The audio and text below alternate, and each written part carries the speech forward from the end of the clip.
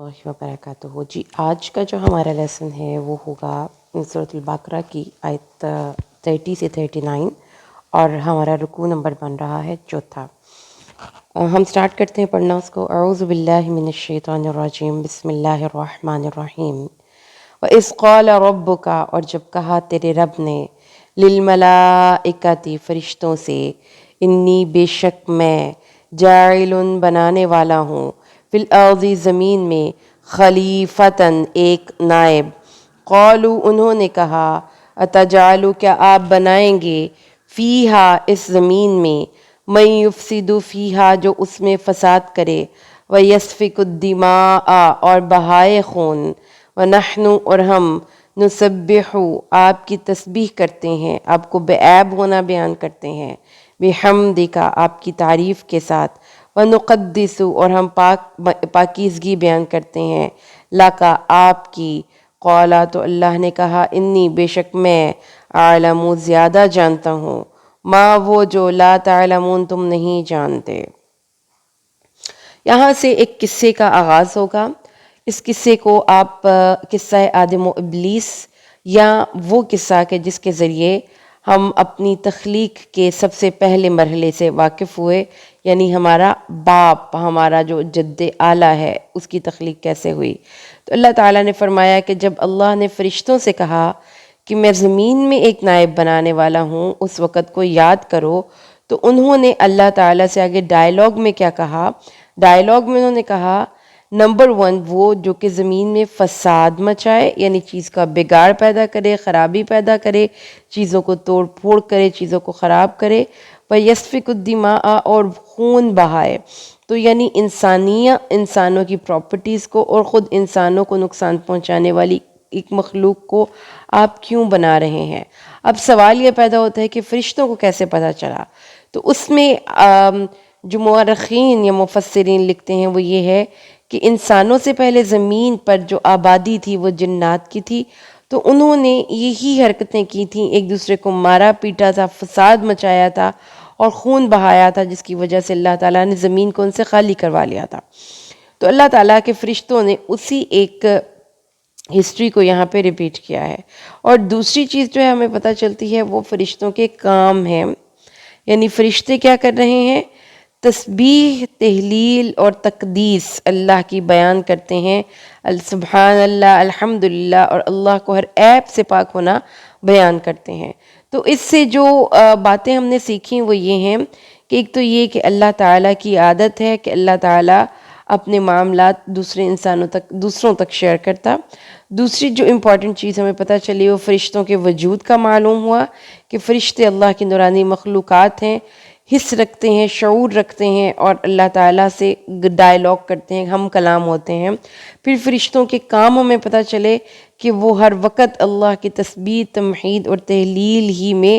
اپنا وقت گزارتے ہیں۔ تو یہ اللہ تعالیٰ کے فرشتوں کا تھوڑا سا تعارف ہو گیا۔ اس کے بعد اللہ تعالیٰ نے حضرت آدم علیہ السلام کو پیدا فرمایا۔ اللہ نے فرمایا وَعَلَّمَ اور سکھا دیے اللہ تعالیٰ نے آدم کو اسماء نام، کلہا سب چیزوں کے، ثم پھر عرضہم ان کو سامنے کیا، علی الملائکۃ فرشتوں کے، فقالا تو کہا، انبئونی مجھے بتاؤ، باسماء ہؤلاء ان چیزوں کے نام، ان کنتم صادقین اگر تم سچے ہو۔ اللہ تعالیٰ نے آدم کو سب کے سب نام سکھلا دیے، سب چیزوں کے نام، یعنی تمام علوم حضرت آدم علیہ السلام کو اللہ تعالیٰ نے اس دنیا کے سکھا دیے۔ پھر ان چیزوں کو فرشتوں کے سامنے پیش کر کے اللہ تعالیٰ نے فرمایا، اگر تم اپنے اس دعوے میں سچے ہو، یعنی جو تم کہہ رہے تھے کہ انسانوں کی تخلیق ایک امر محال ہے یا بیکار کا کام ہے، تو اچھا مجھے ان چیزوں کے نام بتاؤ۔ یعنی اس دنیا میں موجود چیزوں کے مختلف علوم کو اللہ تعالیٰ نے حضرت آدم کو سکھا کر فرشتوں سے ٹیسٹ لیا کہ اگر تم سچے ہو تو مجھے ان کے نام بتاؤ۔ قالوا انہوں نے کہا، سبحانک تو پاک ہے، لا علم لنا ہمیں کوئی علم نہیں، اللہ سوائے اس علم کے ما علمتنا جو تو نے ہمیں سکھا دیا، انکا بے شک انت العلیم الحکیم تو علم رکھنے والا حکمت والا ہے۔ وہاں پہ فرشتوں نے اقرار کر لیا کہ وہ علمی طور پر ان چیزوں کو نہیں جانتے جو حضرت آدم کو پتہ ہے۔ تو یہاں پر حضرت آدم کی فرشتوں پر علمی برتری ظاہر ہو گئی۔ اللہ تعالیٰ نے ثابت کر دیا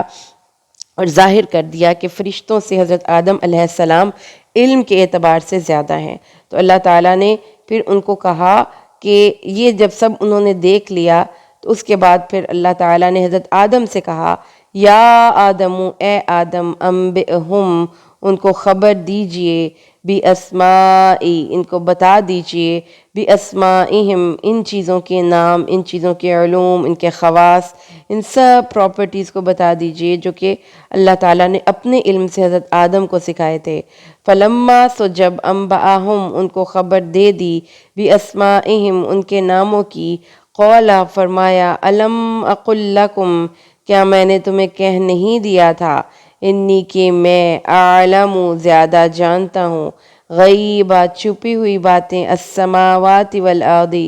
زمین و آسمان کی، واعلم اور جانتا ہوں، ما تبدون جو تم ظاہر کرتے ہو، وما تکتمون اور جو تم چھپاتے ہو۔ تب اللہ تعالیٰ نے پھر یہاں پر آدم علیہ السلام کی علمی برتری واضح کر دی۔ اللہ نے آدم سے کہا کہ ان ساری چیزوں کے نام فرشتوں کو بتاؤ۔ جب آدم علیہ السلام نے وہ سارے نام فرشتوں کو بتا دیے تو پھر اللہ نے کہا کیا میں نے تمہیں کہہ نہیں دیا تھا کہ بے شک میں آسمان اور زمین کی ہر کھلی اور ہر ظاہر، ہر چھپی اور ہر باطن چیز کو، ہر ظاہر اور باطن کو جانتا ہوں، اور وہ بھی جانتا ہوں جو تم چھپاتے ہو اور جو تم ظاہر کرتے ہو۔ تو اس سے اللہ کی ایک اور صفت کا ہمیں پتہ چلا کہ اللہ تعالیٰ کے لیے ہر چیز کو جاننا بالکل آسان ہے۔ وہ انسان کی چھپی اور ظاہر ہر چیز کو جانتا ہے، اس لیے اللہ کے علم کا لحاظ کرنا ہے۔ وَإِذْ قُلْنَا اور جب ہم نے کہا، لِلْمَلَائِكَةِ فرشتوں سے، تسجدوا لآدم آدم کے سامنے سجدے میں گر جاؤ۔ یہ سجدہ تعظیمی تھا، اور کس کے حکم کے مطابق تھا؟ حضرت آدم کو اللہ تعالیٰ نے یہ تعظیم بخشی کہ اللہ نے ان کو سب سے پہلے چیزوں کے نام سکھائے، پھر فرشتوں پر ان کی علمی برتری ظاہر کی، اور اب یہ تیسری فضیلت ہے جو آدم علیہ السلام کو مل رہی ہے کہ اللہ نے فرشتوں سے کہا کہ آدم کو تعظیم کرو، اس کو سجدہ کرو۔ سب نے سجدہ کر دیا الا سوائے ابلیس کے، ابا اس نے انکار کیا، واستکبر اور تکبر کیا، وَكَانَ مِنَ الْكَافِرِينَ اور کافروں میں سے ہو گیا۔ ابلیس نے اللہ کا حکم ماننے سے انکار کر دیا اور اس نے کہا کہ میں اس سے بہتر ہوں، اور اس تکبر کی بنیاد پر کہ اس نے آدم کو اپنے سے نیچا اور اپنے آپ کو اس سے بہتر سمجھا، اور وہ کافروں میں سے ہو گیا، یعنی اس نے اللہ کی حکم عدولی کی، اللہ کی بات ماننے سے انکار کر دیا اس آدم کی جیلسی کی وجہ سے۔ آدم سے وہ جیلسی فیل کر رہا تھا، لیکن بات ماننے سے انکار اس نے اللہ تعالیٰ کی کیا، اور اللہ کا انکار کرنے والوں میں سے ہو گیا، کیونکہ ابلیس اصلاً جن تھا اور وہ جنات سے فرشتوں میں بود و باش اختیار کر رہا تھا، لیکن جب اس کے اندر کی سرکشی نے سر اٹھایا تو اس نے فرشتوں کے ساتھ رہ کر بھی فرشتوں جیسے کام کرنے سے انکار کر دیا۔ اور کلنا اور ہم نے کہا، یا آدم اے آدم، اسکن رہو، انتا تو،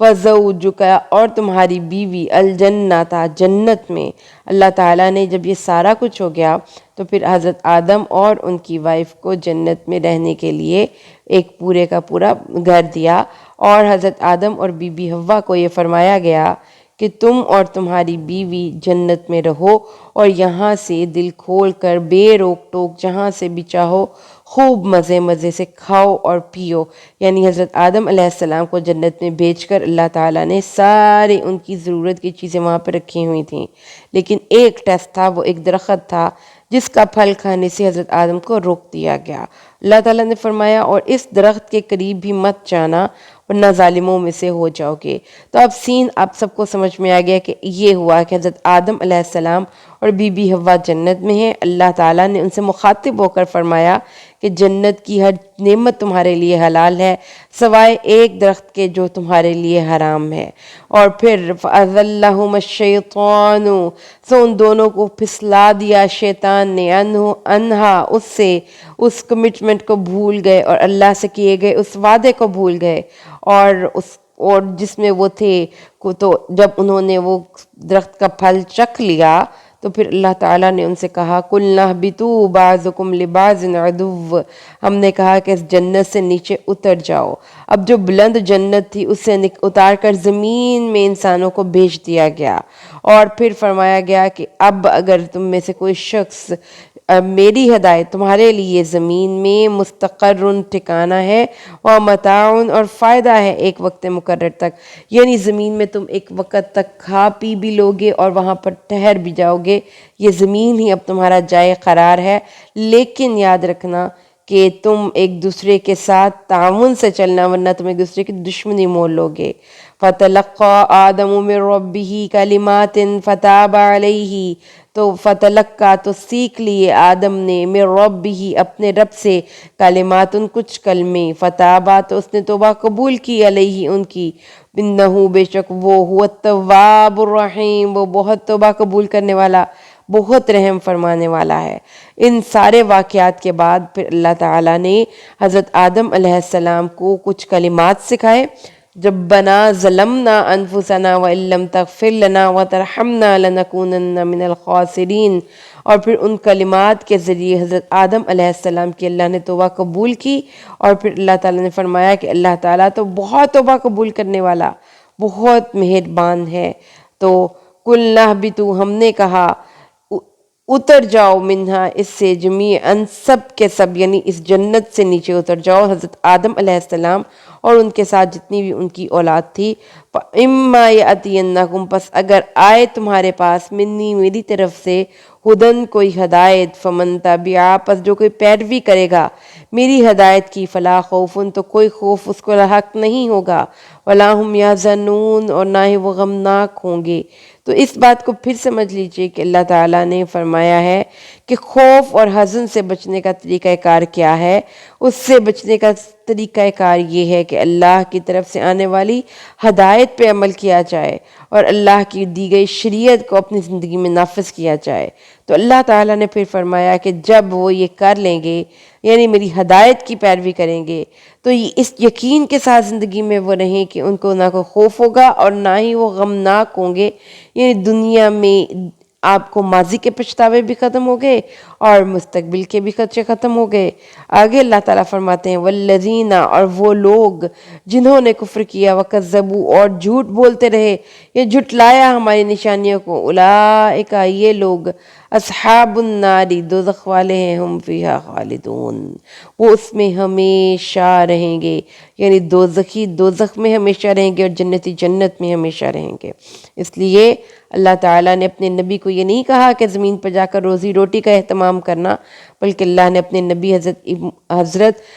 آدم کو یہ فرمایا کہ زمین میں جا کر میری ہدایت کو پرچار کرنا اور اسی کی پیروی کرتے ہوئے میرے پاس آنا۔ اگر ہم اس کا کوئک ریویو لیتے ہیں اس چوتھے پارے کا، تو اس میں ہم کیریکٹرز کو اگر دیکھتے ہیں تو سچویشن کے علاوہ ہمیں اس میں 4 کیریکٹرز نظر آتے ہیں اور ہر کیریکٹر کی اپنی کچھ خاص کوالٹیز نظر آتی ہیں۔ سب سے پہلے اگر ہم اللہ تعالیٰ کو دیکھتے ہیں یہاں پر، تو اللہ تعالیٰ نے اپنی ایک عادت کا اظہار کیا، جیسے آپ کہتے ہیں نا کوئی بھی معاملہ کسی کو انفارم کرنا، یا کوئی لیڈر ہے تو اس کو اپنی ٹیم کو ساتھ لے کر چلنا چاہیے، تو اللہ تعالیٰ نے اپنی، حالانکہ وہ قادر مطلق ہے لیکن اس نے اپنے ارادے کا اظہار فرشتوں کے سامنے کیا، اور نہ صرف یہ کہ کیا بلکہ فرشتوں کے اعتراض کے جواب میں اللہ تعالیٰ نے ان کا اعتراض رفع فرمایا۔ تو جو ایک ہمیں پتہ چلتا ہے اس سے وہ یہ ہے کہ جب ٹیم ورک کیا جا رہا ہو تو اپنی ٹیم کو ساتھ لے کر چلنا چاہیے، اور اللہ تعالیٰ کا جو علم ہے اس میں اللہ تعالیٰ نے پھر بتایا کہ زمین و آسمان کی کھلی اور چھپی ہوئی چیزیں میں جانتا ہوں۔ تو اللہ تعالیٰ نے اپنے علم، اپنی صفتوں کو اسٹیبلش کیا۔ جب فرشتوں کی بات آپ کرتے ہیں تو فرشتوں کو آپ دیکھتے ہیں تو انہوں نے اعتراض کیا، لیکن فوراً ہی اپنے اس اعتراض کے بعد اللہ تعالیٰ سے توبہ کر لی کہ سبحانک لا علم لنا، اور فرشتوں کے وجود کو ہم نے یہاں سے ڈٹرمن کیا، اور ان کے کرنے کے کام کیا ہیں کہ وہ تسبیح کرتے رہتے ہیں اللہ تعالیٰ کی حمد و ثنا بیان کرتے ہیں، اللہ کو ہر عیب سے پاک ہونا بیان کرتے ہیں۔ یہ سب فرشتوں کے، آسمان کے فرشتوں کے کام ہیں، وہ اس کے علاوہ اور کوئی کام نہیں کرتے، اللہ کی فرما برداری کرتے ہیں، ان میں کوئی سرکشی نہیں، سب نے آدم کو سجدہ کیا۔ اب اگر آپ ابلیس کے کردار پر آ جاتے ہیں، جو ابلیس لعین کا کریکٹر ہے، تو اس کو دیکھیں تو اس کی وہ سٹارک ڈفرنس پیش کرتا ہے فرشتوں سے۔ فرشتوں کے ساتھ تھا، لیکن فرشتوں کے برخلاف اس کے اندر حسد تھا، کیونکہ وہ آدم سے حسد کر رہا تھا، اس سے اپنے آپ کی برابری انٹرنلی وہ کمپیریزن کر رہا تھا، جیسا کہ اس نے ایک مقام پر کہا کہ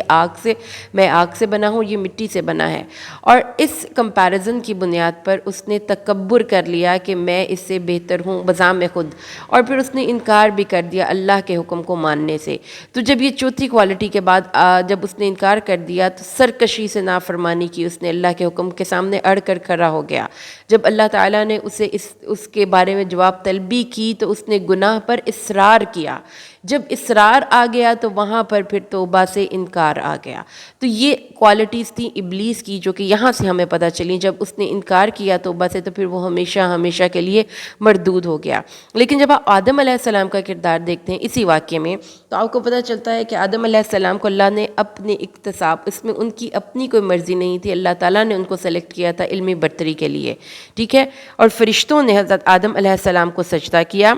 لیکن جیسے آپ کو پہلے ہی پتہ ہے کہ ابلیس کا حسد تھا، حسد کی بنیاد پر اس نے انکار کیا اور آدم سے دشمنی کر لی۔ حضرت آدم علیہ السلام کو جب اللہ نے جنت میں رکھا تو اللہ تعالیٰ نے ان کو ایک درخت کا پھل کھانے سے منع کیا، لیکن حضرت آدم کو شیطان نے ورغلایا اور وہ اس درخت کا پھل کھا بیٹھے۔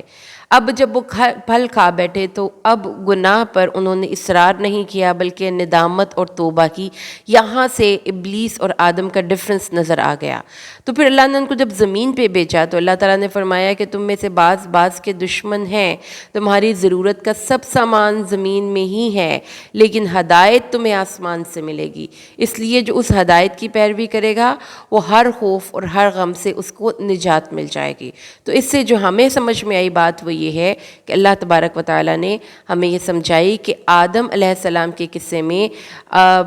جو ڈفرنس ہے ابلیس اور آدم کا وہ بہت زیادہ ہائی لائٹ ہوتا ہے۔ اور دوسری چیز جو بہت امپورٹنٹ یہاں سے پتہ چلتی ہے وہ یہ ہے کہ زمین میں رہنے والے لوگوں کو آسمان سے آنے والی ہدایت کو ہر صورت ماننا ہے، تب ہی وہ واپس اس جنت کا حاصل کر سکتے ہیں اور ان کو کوئی خوف اور کوئی غم لاحق نہیں ہوگا۔